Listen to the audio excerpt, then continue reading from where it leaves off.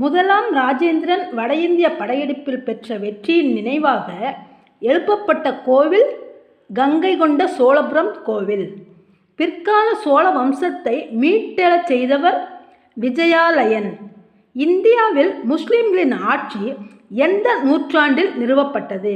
கிபி 12ஆம் நூற்றாண்டில் முகமது கோரியால் நிறுவப்பட்டது. ரயத்துவாரி முறையை அறிமுகப்படுத்தியவர்கள் 1820 தாமஸ் மன்றோ, கேப்டன் ரீட்.